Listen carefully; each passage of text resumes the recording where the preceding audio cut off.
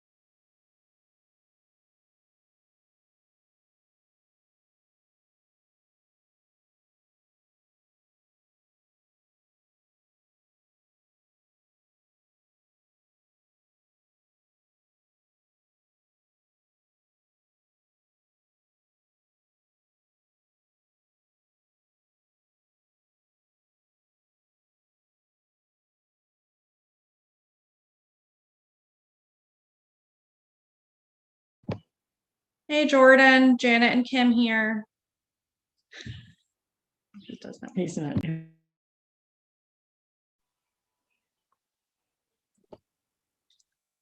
Oh, and I mean,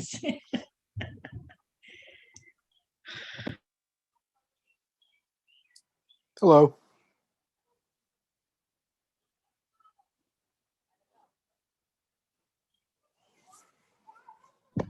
Hi, Jordan.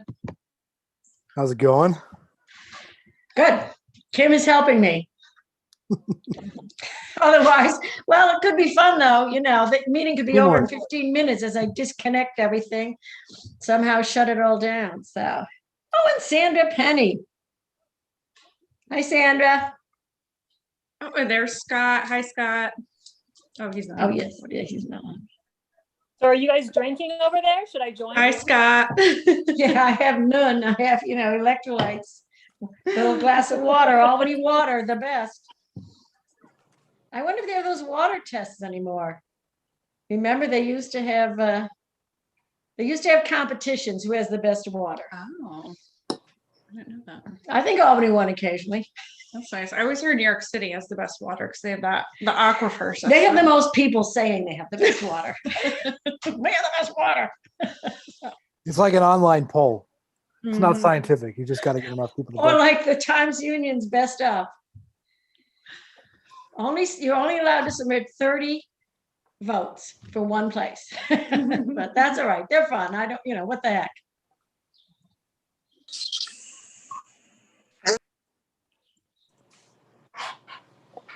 Say hi to everybody. And what time have we got? 7 o'clock, so we'll give it a few minutes.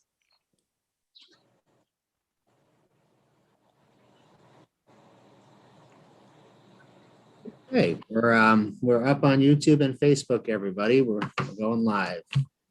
Right. Wonderful. Thank you, Zach. Zach, tell me, do you think we're ready to go or should we wait a minute? I'd give it just a couple more minutes. Okay. Just we got a couple more coming in the room right now. How do you know that? I'm so amazed.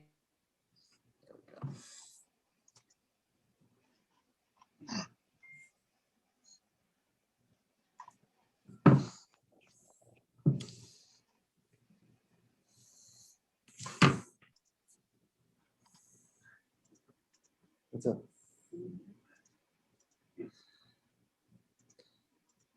Oh, Deb's hammer. Oh, look at Deb. Deb's coming on. Okay, bye. I'll see you in a bit.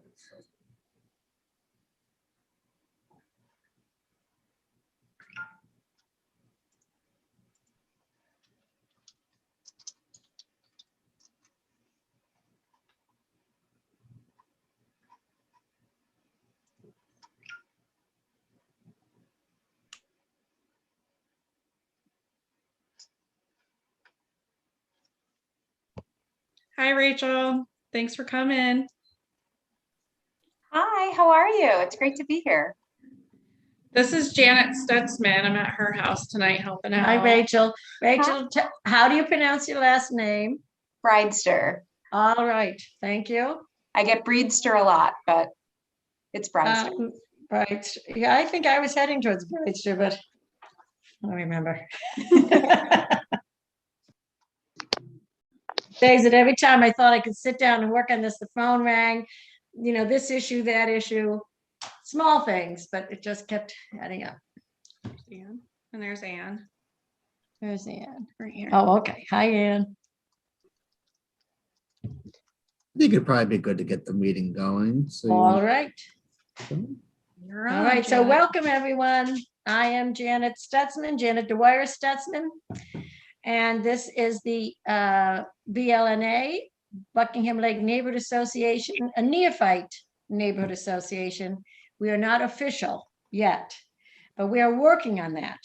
And I mean, I'm involved because my idea of a neighborhood association is to improve, we're trying to improve civic discourse, to provide a forum for discussion and information, and to better know our neighbors. I don't know about you guys, but things have been a little harried out in the great United States of America, and I'm going to start at this level. So we'll try to keep the meeting down to an hour plus. So you may be asked to save your questions, and the discussion will have to continue another time.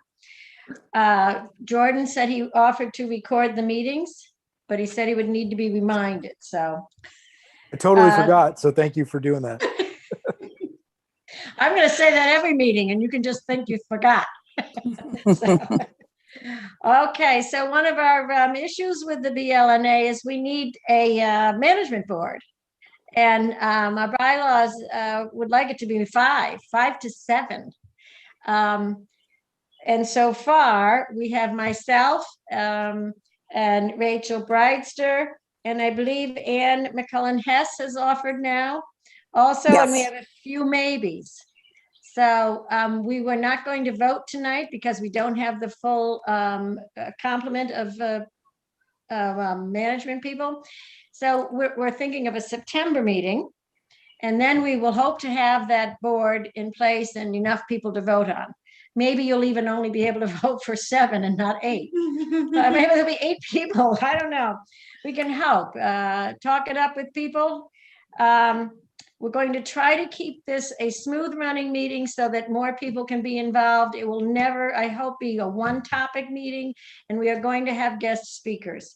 Tonight we have 2 guest speakers, Officer Wallace and Scott Jerzambek, and we will be having concerned citizens for Upper New Scotland giving us some discussing things, and then we'll get into some topics that were mentioned in the survey, and that's how it's going to go, and hopefully rather quickly. So you can ask questions of our guest speakers after they've given us some sort of intro. Oh, I meant to ask, well, I guess we'll do management board intros later. I just skimmed over it. So Officer Wallace, you're on. Let us know what you'd like to talk about. And then we'll ask a few questions. 1 minute, sure. He's trying to unmute himself, maybe. You need Kim to help you. Hey guys, no, sorry, I'm trying to send a link to somebody for the meeting. They want to join. Officer Dan Webster, my partner. So hello everybody, I'm Justin Wallace. I'm one of 3 community service officers in the city of Albany for the Albany Police Department. I cover Buckingham Lake, Zone 11, and that's more clearly defined. If you go on the website, look under the neighborhood engagement officers, and you can see Zone 11. But that's basically from Lark Street up Western Avenue to Guilderland Line over to Bethlehem, back over to Delaware Ave. So I cover a huge section. I'm also covering part of Arbor Hill temporarily until we get some more manpower. I was asked to go over some crime stats, so I pulled up some crime stats for Eagle Hill area for the month of May. We're in June now, so I have There's been some larcenies, some criminal mischiefs, and one harassment. So I can go over those for you. 9 Carroll Terrace, there was keys left into a car, which was stolen, and it was crashed and recovered. So that comes in as a grand larceny, but just to let you guys know, the keys were left in the car and that was stolen. 49 Russell Road, someone had their front license plate stolen off the front of their car. Things like that. People will use the license plates if they have an unregistered vehicle on their property. They'll steal license plates and they put it on the front of the car. That way police and parking authority will drive right by their house and they won't pay any mind to that. That's what those license plates are typically used for. Or they have a car that is unregistered or stolen. They put your plate on it and they'll drive around as much as they can. That's what that type of thing is. 3 Carroll Ave. It looks like a contractor was working. 3 Carroll Ave. It looks like a contractor was working there during the day. He reported around 4 o'clock. He took a hot water tank, a brand new one, off the back of his truck. He was down in the basement taking out the old one. And when he came up to get the new one, it was gone. Someone had stolen it right off the side of his truck. It doesn't look like there was any witnesses to that, nor the other crimes, the larcenies. No cameras reported in the area. We always, try to get folks to install cameras on their houses, be very vigilant, things like that. It helps us solve crimes. We had criminal mischiefs, 28 Homestead.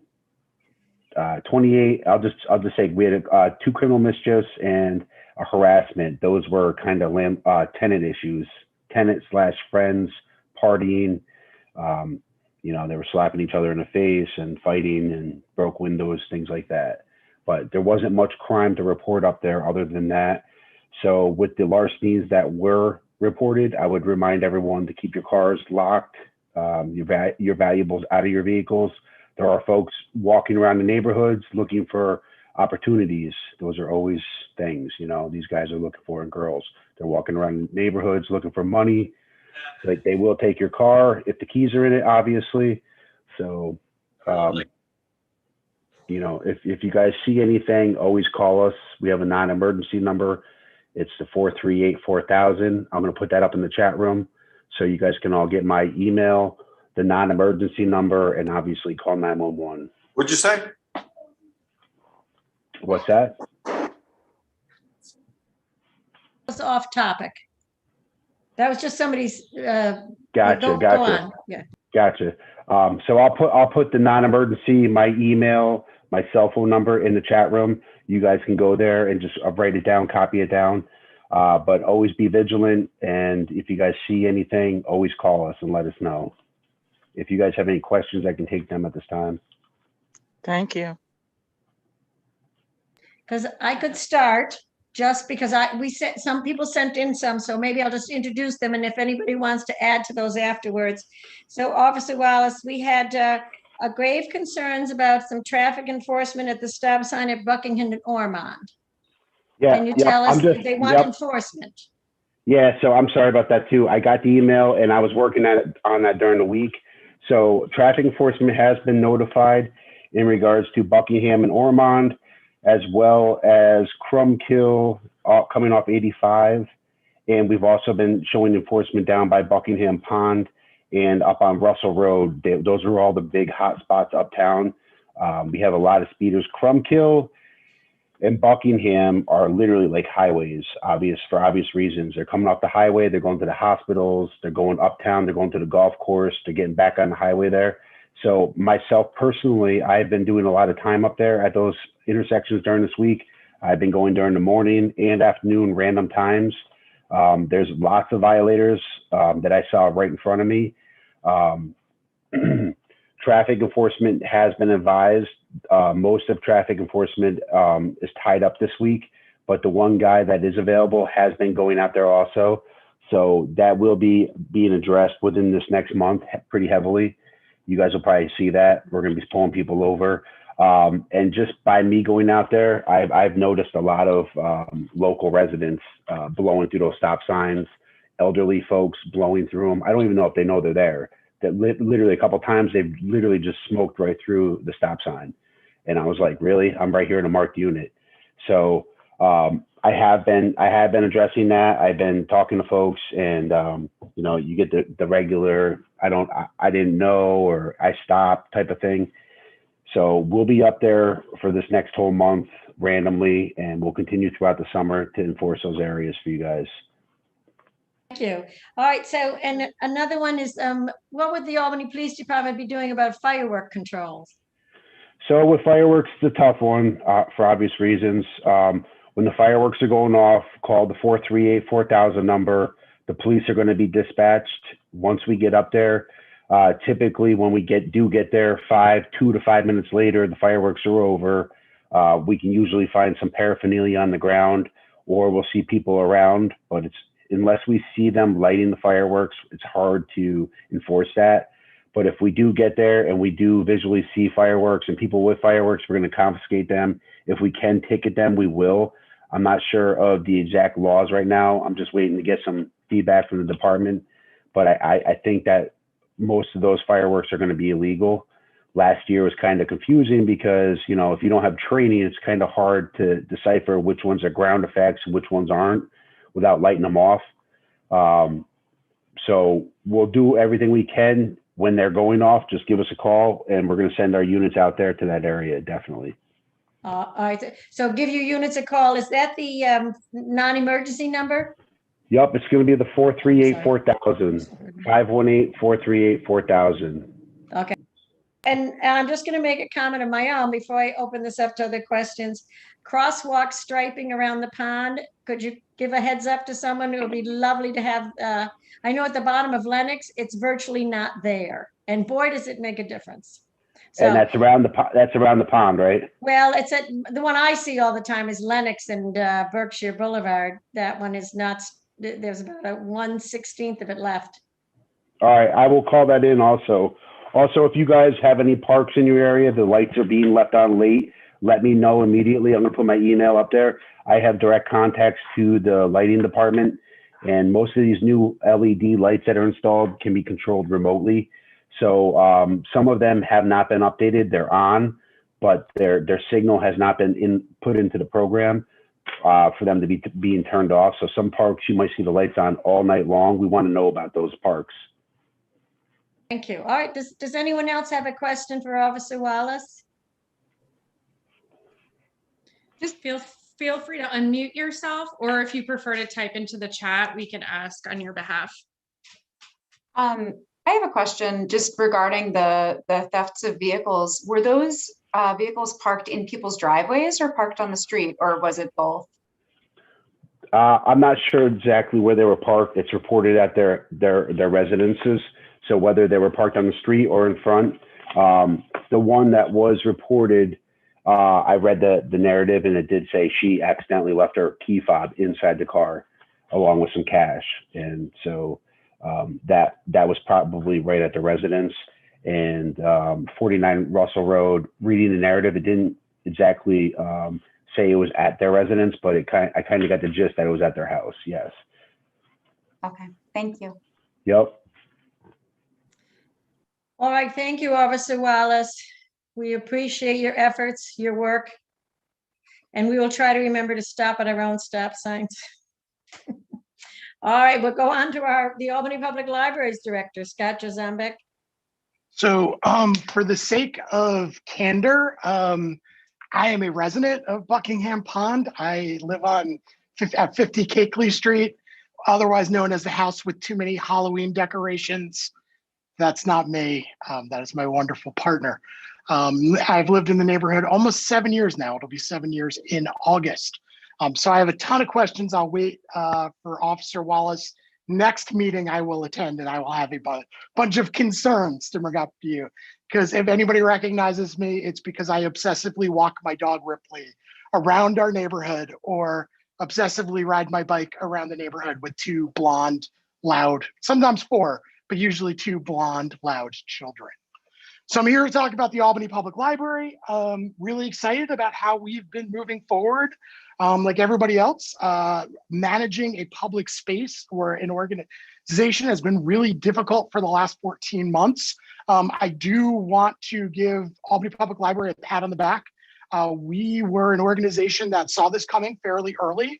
We have a really great relationship. The library school is a part of CEHC, the School of Emergency Preparedness and Homeland Security. I always get that wrong, even though I teach in that program. We have a really great connection with them. They gave us a really great, they gave us a heads up of what was coming. And we actually had a reopening plan, a draft of our reopening plan, really March and April of 2020. We just were already into emergency preparedness and planning. And so we just switched gears from weather-related issues to a pandemic. So we've had a plan in place forever. It's been vetted by our board once a month and publicly shared. And we've reached out to every neighborhood association to give them an update of how we're operating. Proud of that.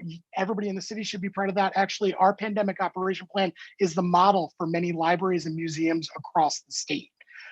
And in reality, there has been no guidance at a federal or state level really for how public libraries should operate during a pandemic. So there has been some differences in the way libraries operate. I know Colony has pretty much been open through the whole thing, and I've heard about it from many of my neighbors. And we operated a little bit differently. And I think in our viewpoint is we really served responsible people and kept community health and the safety and health of our staff in mind while doing as much as we can to either serve people virtually or serve people through curbside delivery and other services that way. But we're through what I believe is probably the worst of it. We're going to continue to operate in the safest way possible. But moving forward, all of our locations are open. We are by June 15th, looking to return about 25% of public seating. So right now we're doing kind of the transactional library services like providing books, providing DVDs. We've been doing that for a while. For the last few months, we've been bringing people back in. We really do a lot for the digital divide. So we're having people come back in and coming into the building and not only being able to use their devices on our Wi-Fi, but use our devices and also be assisted by our staff. But June 15th, we'll start to allow some public seating in our locations. This neighborhood is kind of served by two branches, the Pine Hills branch, which is our second largest branch, and also our Bach branch. And so I'll talk about both branches, kind of how they serve the community. Both of those branches have fantastic outdoor space that has been utilized through the entire pandemic whenever the weather has been warm. The Bach branch has a great outdoor space that's now open. So those of you, and there are a lot who are looking for a secondary space to work away from home or the office, and I know New Scotland and Pine Hills get used for this. Well, if you want to, and this is what I've been doing, is we have the back patio of the Bach branch, which is large, which over the winter we expanded the Wi-Fi and made the Wi-Fi stronger. That is now a space for people to go if you just need to get out of the house when you're doing work. But we're going to increase that. We also did that at Pine Hills. There's tables. There's a wonderful patio in the front of Pine Hills. We're actually expanding that space, but we've actually made the Wi-Fi stronger there as well. So for those of you not comfortable coming in the building, but you still want that library experience or need the Wi-Fi, it's there. It's stronger than it's ever been before. And we're going to expand those spaces. Actually, tonight, Bach has a jazz band playing on the back patio. So by the 15th, you'll see a little bit more public seating. Like I said, 25%. If the trends, so we look at positive tests, the 7-day average for positive tests. As that goes down, we go into next phase. So we had a phased approach before the state. I'll say that. I'm proud of that. So we're going to be going into phase 4B, which is our last phase. By July 1st, we're looking at probably about 50% of the public seating being available for patron use and also study room use permitted by appointment. One thing that I've learned a lot about is that this particular virus is aerosol. We've actually changed out all the filters in our buildings. I know more about HVAC than I've ever known about before. So we've been making the indoor spaces by bringing in more fresh air, by opening windows. So now we feel comfortable having people in and spending a little bit more time. Again, if we stay below 1% and stay in phase 4B, we're looking at August 2nd. We're going to get about 50% of the public seating back, and again, study rooms. August 2nd will be 75% of the public seating back and permission to have limited indoor programs. And our hope is by September 1st, the library will look somewhat back to normal. We'll probably be leaving up some of the aerosol protection that we have around some of the desks, and we'll probably still have markers for that spacing.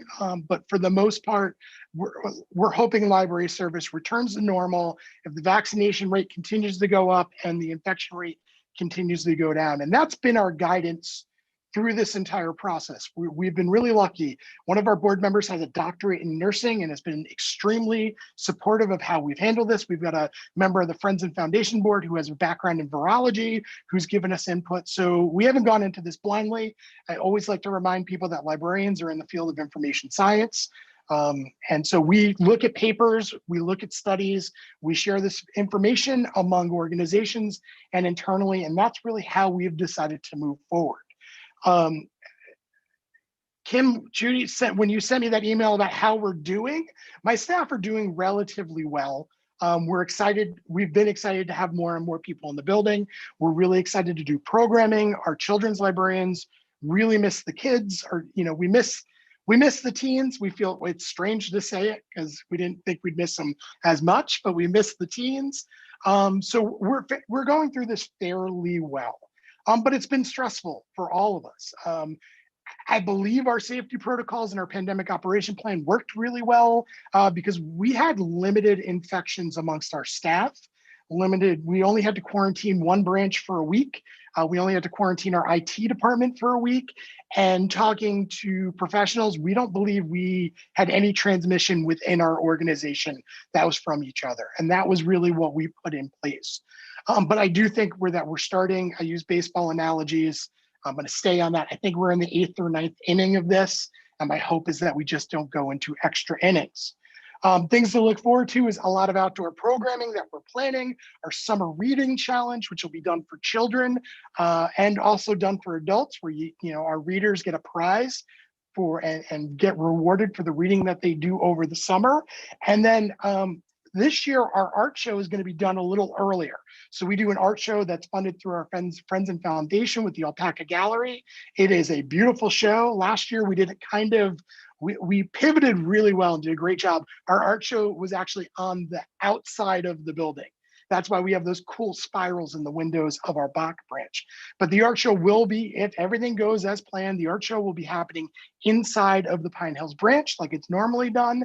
And we're doing it earlier so that we know that we're safe and kind of doing an outdoor opening for the art show. So again, really the excitement is moving forward, but also taking the things that we learned through the pandemic and figuring out that people are really into some of the services that were provided.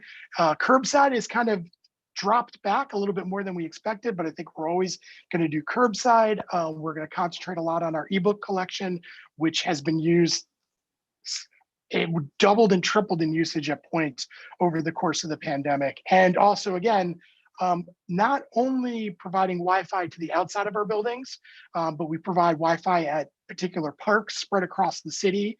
And we've actually improved those connections. And we have a partnership with the Albany Housing Authority where we're providing Wi-Fi in their outdoor spaces as well. And then a really great program that my staff have done, which is we're also providing Wi-Fi through basically these little boxes that people can borrow and take home. So we're looking forward to the future. We're looking forward to things to go back to normal, but a better normal in our eyes. We took a lot of time to look at our internal process, and this is the boring stuff, but we took a lot of time to look at our internal process, get better training, think about how we handle things differently from behavior to our finances. And I think that APL internally will come out of this a much stronger organization because we really took the time to kind of figure out how we can do things better when things are a little normal. The last thing I'll touch on is hours. Our hours aren't the same as they were, and that has less to do with the pandemic and more to do than the hiring environment. We are a civil service environment, so hiring takes a little bit longer. can be a month to 2 months sometimes. So we right now have been seeing as we open, more people are choosing to leave the organization, resign from the organization. In other words, they're like, we're not as comfortable working with the public. We have a lot of individuals who this is their retirement job, and they've decided through this, and this is really smart, and I'm proud of them, that they're going to actually retire. They're going to golf and play, and swim at the JCC instead of working a job in retirement. And I'm proud of them. So we're seeing this trickle of retirement. And right now we have about 12 openings. We are a lean organization. That many openings on the public service side really we're hamstrung in creating more hours. So our hope is that by September, we will work through civil service to hire more individuals. And that's when you'll really see an expansion of hours. But again, I just want to say I'm really proud of my staff. We pivoted. Our online programs were, the participation in our online programs went beyond my expectations. So I'm really proud of the work that the staff did. And that's my spiel. And Thank you. I'll open it up to questions. I think you've covered the ones we've had. So We did have one question come in through the chat. And we wanted to know which parks have the Wi-Fi, or is that available on the public website perhaps? And is there a password required to log on to those public Wi-Fi spaces? So the Playhouse in Washington Park, the pool area at Lincoln Park, and then the skating rink. Oh, cool. All have Wi-Fi currently, and it's up and running. It's been up and down, but we've worked through that with our partners through our partnership at the city. And we would love to do more. It's something that we're definitely interested in to expand it even farther. And I did say the pond. I did mention the pond, but I think my staff are a little afraid it looks like favoritism. Scott, thanks so much for joining us today and for answering our questions. I personally have a question, and your answer to the previous one about where you've chosen to locate your Wi-Fi kind of speaks to my compliment to you, which is whenever I'm following the public library on social media or just reading about what you're up to, you're at the forefront of equity and inclusion in the city of Albany. And I'm just always floored and deeply impressed with the work of you and your staff on those forefronts and thinking about what a public service can look like across Albany. So thank you very much for thinking of all of our citizens in Albany. And I'm just curious what, future efforts in equity and inclusion look like for the library. And also just personally, I'm curious, where that comes from for you and the board and your staff, what drives that for you? So as an information sciences professional, my view is that public libraries do something called knowledge management for the community. So, our goal is, and we need it now more than ever. There's a lot of disinformation out there. There's a SUNY librarian who just spoken on NPR about it, and I'm hoping Jordan could shoot me this person's contact information because I definitely want to have a conversation with them. But our job is to look at information, disseminate correct information or the information that people need. And we have been seeing this. Our staff have been doing work on equity and social justice for a few years now. Honestly, APL has always had a thread of social justice intertwined into all the work that we've done. We've had great relationships with Barbara Smith. She's been a huge library supporter, the Urban League. So we've always intertwined this into the work we've done. But as we've done this work more and more, we've started to recognize the things that we need to change, the lessons that we need to teach the community. I mean, part of our pandemic operation plan was my argument for it was to model good behavior to the community. So right now, you still need to wear a mask when you go into our spaces. And I get an email a day with somebody questioning. I got calling an email today about it. It's modeling good behavior. It's saying that I know I could be around an immunocompromised person. So, that to us as an organization, we need to set an example. And, it's many of us have a master's degree or a PhD. And so it's really work that we're seeing, and we know that we have to provide the resources, but also educate the community. what we've done over the last year that I'm really proud of my staff, and this is something that our branch managers have really driven, is we're calling ourselves out and we're making sure that we're walking the walk. So our foundation did an awesome program called the TUI Fellowship, where we actually hired two students to be paid interns. You have to do an internship with our MSIS program at SUNY, two paid interns to do that coursework, but also to come with us. But we chose students of color, and we're going to continue to do that because our profession is extremely white. So we're working on that. The other thing that we're doing is we're actually looking at our own collection, and we're doing a diversity. We're looking at making sure that we have a diverse collection that has a lot of voices that actually mirrors the public that we're serving. And once we go through our collection, we're also going to look at our programming, not only programming that we do and whether or not that fits what the community needs and has a D&I kind of theme to it, but simultaneously make sure that when we hire people from it, whether or not it's vendors who are working on our building and repairing our buildings, down to, you know, who's working on our summer reading programs, making sure that we're looking at our own community, hiring from within our own community, and therefore those people are reflecting who we are serving. So all of those things are important to me my entire life. So it's great to be a leader of an organization that I have a board that gives me some freedom, and I'm really lucky to have that, though I've gotten in trouble with them over the last 6 months for a few things. But you know, just being an organization that leads and sets good examples, whether or not it's diversity and inclusion, whether or not it's information, or whether or not how you work through a pandemic. Thank you. Does anyone else have any questions for Scott? Well, I'm gonna actually, we have to move on, actually. I'm sorry. He covered a lot, but we do have this schedule we're trying to adhere to, so we get everybody covered. So, and we Thanks, maybe we'll Scott. have you come back. I'll probably be at most of the meetings anyway, so it's kind of, We'll just zero in on you. yeah, it's and Zoom makes it easier, but Yeah, Thank you so much, Scott. thank you. okay. Thank you. Now, can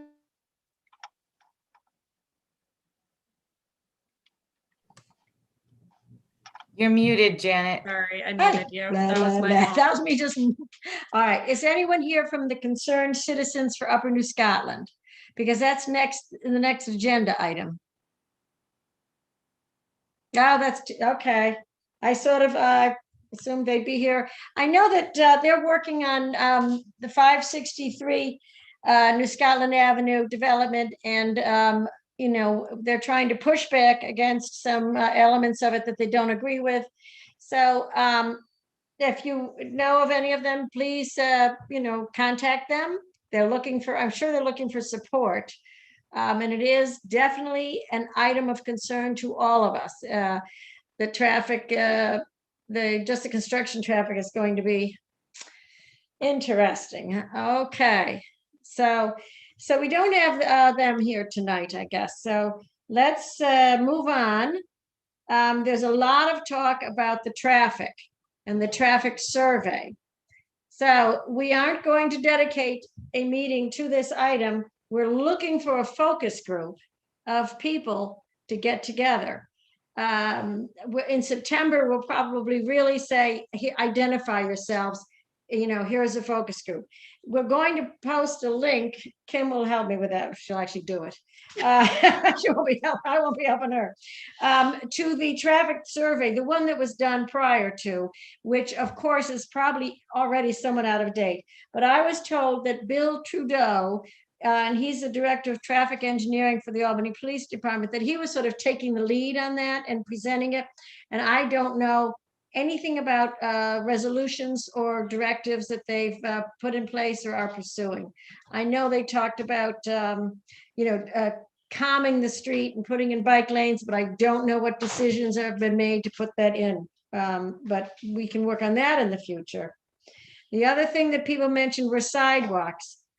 One along Davis Avenue is an obvious one and easy because there's, to some degree, I think, there is city property there that they can use.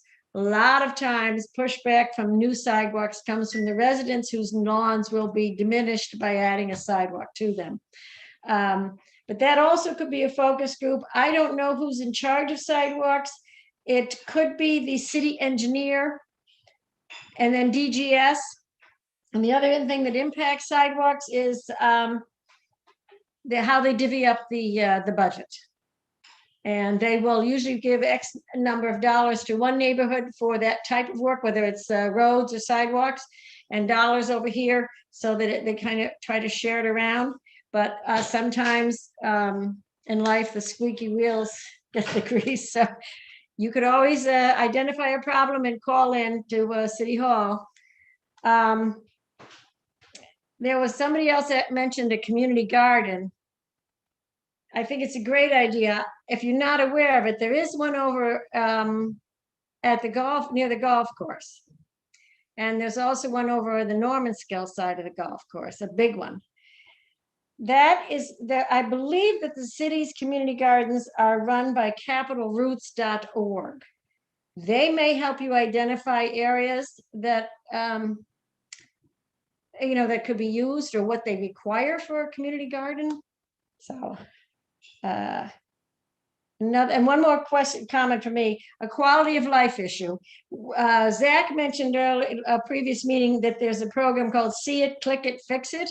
I think it is an app that you can put on your phone. Mm-hmm. And if you see a problem in your community, whether it's a sidewalk that goes kind of like this and is a hazard to you, take a picture, send it. If it's trash cans littering all over, not picked up, you can take a picture and you can see it, you can click it, and have them fix it, I do believe. So anyone else who would like to bring up another topic? Or I may have breezed through something you want to focus on. I just want to mention for See Click Fix, you can, if there's a overgrown, if there's a tree that needs to be trimmed back that's in the city right away, you can See Click Fix that. If there's a tree that's diseased that has to come down, that's something that people do. Sidewalk repair, they will patch it if they can until it gets replaced, or they'll just add it to a sidewalk replacement list. Potholes, pretty much anything that the DGS has to address, you can See Click Fix. So that was Zach Simpson talking to you, and Zach is president of Cana, and he's helped us, get our neighborhood association together and moving, as he does with everyone. He just told me tonight that he has a downtown one he's going to be kicking off very soon. He is also doing, Zach, why don't you mention some of the debates that you have, or presentations? Yeah. So Cana partnered with League of Women Voters and the NAACP Albany chapter branch for the mayoral forum. That was, I think, last week. And Cana is doing several city council wards throughout the city. Sure. Thank you. Excellent. Thank you. I was muted, I think, talking again. Oh, okay. So, any other topics of conversation? Hi, everybody. This is Margie Sheehan. Can you hear me okay? Oh, yes, Margie. Hi, Janet. Hi. We meant, I don't know, were you on when we said we were looking for people who are concerned citizens from New Scotland? I'm not part of the group, but I'm concerned about the traffic issue. I put a couple of topics. I sent a couple of topics out there on the form. One of them was I wanted to find out what was going on, with the traffic study that had been done, and I'm also very concerned with regard to if they do build 563 New Scotland, what kind of traffic that would put into our neighborhood, and also I'm concerned about, if there's going to be hazardous materials coming from that site, they'll be coming through our neighborhoods. So those were like my topics. And I heard you say, I think a few minutes ago, that maybe in September we would put together like a group or something to talk about all of that. Well, the traffic particularly, I think I'm going to keep them separate. I mean, everything overlaps, but the traffic survey, we are looking for a focus group to pull together the information on it. We are going to post a link to I'll call it the old traffic survey, because it's been a couple of years now. And we know that they had made some suggestions as to what they would do, but there's no evidence of anything happening. But we're looking for a focus group who'll take the lead on that and maybe talk to, I was told that it was Bill Trudeau was the one perhaps to start with. He's director of traffic engineering. But if we didn't have anyone here tonight, we were going to try to, do that in September, get the focus group, because we don't have any volunteers at the moment. Right. Sure, So sure. this Yeah, might I be would- a I would volunteer if you need people to be on it. I totally would be on it. Yeah, I Okay. think this is probably a good time too, just to remind everybody and reframe everyone where we are as a neighborhood association and where we may or may not be headed. And for those of you who are on the phone, this is Kim Judy speaking. So right now we are not an association. We did vote on our bylaws last time. So we have those in place, but we do not have a managing board. We don't have an official managing board to steer us into the future, to set up subcommittees like a traffic or development or parks or community gardens. We don't have the mechanism to set any of that up right now because we haven't gotten to our minimum of 5 nominees for our managing board.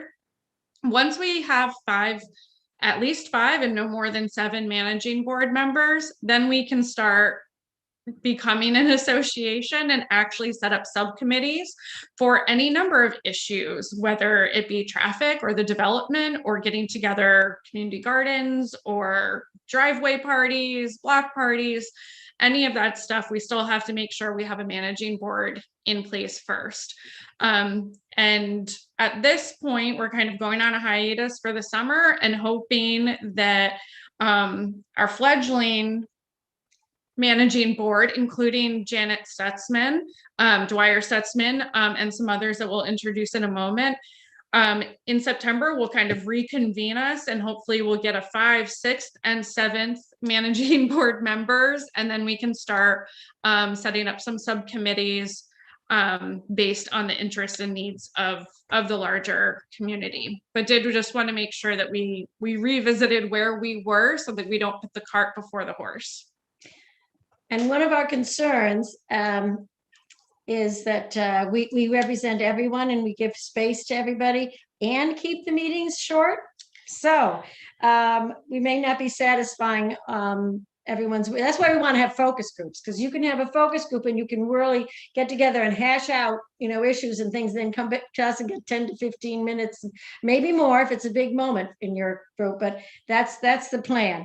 With guest speakers, we might have Bill Trudeau come as a guest speaker or the city engineer. Those would be options, I think. So management board, so far we have 3 nominees. I nominated myself because I wanted to get the ball rolling because weeks were going by. And I am a longtime resident of Albany. I moved to the Capital Region when I was 2. I actually grew up in Guilderland, but I've been living here for decades. I raised children, sent them to the public schools, and now they've flown the coop. Retired old fledgling. I like that. They called a fledgling. So that's I ran PTA for years, so I almost feel like I've handled all kinds of interesting, meeting situations. Rachel Bridester volunteered. Rachel, would you mind saying a few words about yourself? Sure. So I have lived in Albany for about 20 years. I've only been in the Buckingham Lake neighborhood since April of 2018. Before that, I was in New Scotland neighborhood. I was on Norwood Avenue. I volunteered, to be honest, I worked in government for 11 years. I recently left government. I thought this would be a good opportunity to be more connected with being in public service and being connected to the community and trying to give back now that that's no longer my profession. If you're in the neighborhood, really at any hour, you might catch me running down the street or riding a bike or walking on my lunch breaks because I've been working from home and will be working from home indefinitely. So you're likely to see me out and about. I'm on Tampa. So if you're anywhere within a 3-mile radius, I don't run that far, you might see me. But yeah, I'm interested in keeping our neighborhood a safe and healthy and inclusive space for people, and certainly being here full time, I adore this neighborhood. I adore my neighbors, and I'd love an opportunity to, be part of making the space that we all want to live in.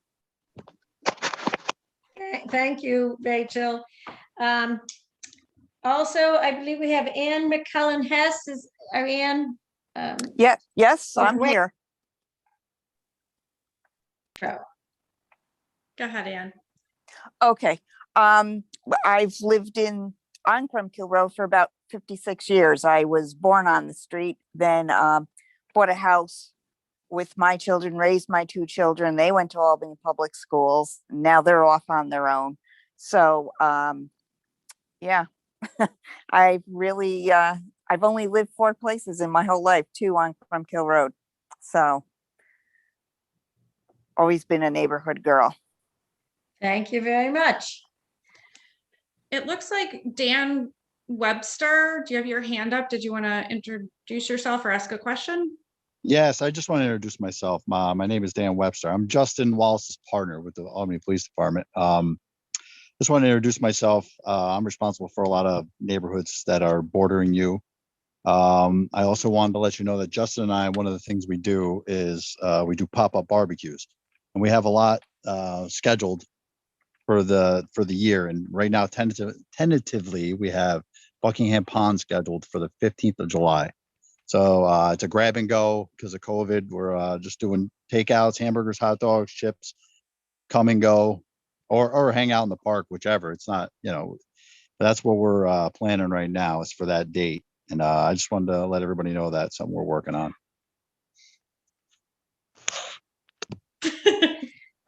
Go ahead. Thank you very much. She keeps muting me. I don't know what's muted and isn't. Thank you. That sounds like a great idea, and we will get the word out. Excellent. Thank you. Anyone else? I just had a question for Officer Webster.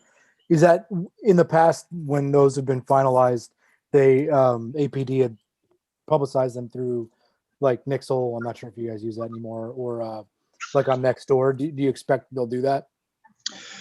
I mean, usually we're trying to keep them neighborhood friendly. So what we usually do is whatever neighborhood we're going to do, we will pass out flyers the day before, because we're based on donations, and if we may not have enough for whole citywide. So we'll do enough meals for what we think we'll get in the neighborhood. And then that's why we try to hit so many different neighborhoods instead of just one big party where we would publicize it everywhere. So I don't know. I can ask Steve Smith if he wants to put on Nixle for us. Maybe he can just do that neighborhood wise, and that would help in getting the word out. But we always do the flyers the day before so people know. If you send, Officer Wallace has our neighborhood association contact information. So if you email the flyer to that email address, we can also make sure it gets distributed via email to our neighborhood distribution list. That'd be great. And what is the approximate hours? When do you have it? It's planned from 5 to 7:30. Thank you. 5 to 7:30. Excellent. I'm sorry, 5 to 6:30. Sorry, 5 to 6:30. Great. Yeah, Thank it's just a quick pop-up grab and go. So we're just trying to get out there a little bit this year. And so we're just going to target you guys. We'll hand out the flyers the night before. I'll let you guys know also to let the neighborhood know. But what will happen is a lot of people will come, and we can't have that amount of people there as of right now. But in the future, we will let you guys know, and we'll put it on social media for that area. But typically, we plan on 200 meals. So we can handle that flow right now, and we just want people to get the meal and move on. We don't want, the COVID restrictions to come into play and get in trouble. Sure, thank you. Thank you very much. So, is Margie Sheehan still there? I'm still here. So Margie, I didn't give you a lot of time. I'm sorry. I know you mentioned traffic, and we've kind of passed that to September. We do want to work on it, but we don't know exactly how to do it with this format yet because of we're not official. No, And- that's okay. I get it. I think you're doing a good job with this. That's fine. right. Also, I get that, we have to have the managing board. I did not volunteer for that because, as you know, Janet, I was on the board on the old BLNA, and I really feel like, it should be other people that should volunteer. So maybe as more and more people hear about this, you'll get more people. That's where we're hoping. And so maybe we'll take a minute to talk about the September meeting, because Okay. I have here, date to be determined. September is a very tricky month, because I noticed that Labor Day is very late, school starts, 2 Jewish holidays. And then we're almost out of the month. So we will work on that. I don't know if anyone has any suggestions that they want to make tonight. It looks like that gentleman's hand is up. Jordan. Hi. I was just going to say, just listening to what Scott had said earlier, assuming things go as we hope they will, maybe we could utilize one of the patios either at Pine Hills or Bach for the next meeting. September is still going to be reasonably open, I hope. Thank you, sweetie. It's very beautiful. And so, sorry. And so, yeah, I think, the weather's decent, an outside meeting at one of the libraries would be a good idea. I don't know if the outside spaces are available for that, but the director lives in our neighborhood, so we can probably prevail upon him to. And excuse me, I would like to say that, yes, I would like to have some sort of, meet and greet to kick it off, a few minutes anyway to, to mingle and, wear name tags or something, just to get used to each other and say hello. But I was also going to suggest that even so as not to be totally idle between now and September, like if there is a core group of people who are pretty sure they want to be on that traffic subcommittee, I mean, they could start getting things together, brainstorming. That way we don't have to say everything is on hold until September. We can go into September with a bit of a running start. So Margie, if there's others who you think who are very interested in being involved in that, I think there's no reason why we couldn't start over the summer. But that sounds great. And I know a few that I don't know if they're very interested, but they could probably be strong-armed into getting involved and, working on the committee. Margie, if you're comfortable with it, you can email the Buckingham Lake NA@gmail.com email address with your contact information, if you're comfortable. And then I can share that with the neighborhood, saying to contact you if you're interested in joining the subcommittee. Well, the only problem is, I don't know if I want to be like, the chair of it or anything. I don't want people to think I'm in charge of it, because, just with some old history, that could be problematic. So I would definitely be a part of it, but maybe there could be another email they email to say they're interested. Well, that's, get a group of, if we put out an email saying, send us your name, and because we want a focus group. One of the things that I would like to see us do is have sort of emails that provide, civic contact, civic information. I was looking up, I don't know if everyone's aware of this, but I know that Parks and Recreation are considering new uses over at the extra acreage at the golf course. That's my understanding. I cannot find minutes to their agenda. I can't find their agendas before the meetings. You can get, the meeting minutes after, but if you want to listen to, go and participate, it'd be nice to know what they're focusing on. But the new website for the city, I find not user-friendly. That if you click on, say, at the planning board, what is the planning board discussing at these meetings? I was unable to pin it down. I haven't tried real hard. I think I can find people who know the answers to that. I just haven't done it. But if we could send some of that information out on a somewhat regular basis, it would get people, focusing a little more on, what's going on in the city. So that's my hope. I think that's a good idea. Yeah, good. I think that's a good idea. Well, if that's everything, we should sing our goodbye so long song. I think we need that, something to join us all together. No, forget it. All right. We will let you know when the next meeting is scheduled, and we will try to put a slate together. Please send in your names all summer. Anyone? You wake up one morning and say, by golly, I think I'll do it. Please. Otherwise, September will be our grace zone. If we don't have 5 board members, we will not be having a neighborhood association. Good night, everyone. Good night. Thank you all. Good night, everybody. Great job, Have a everyone. Good night, everyone. Thanks for coming. Okay, thank you for the effort you did Yeah. and what you keep doing and what you will do. Yeah. It's Thank you, nice. guest speakers. Okay. Okay, Yes, thank you, Scott and Officer Wallace. bye. Thank you.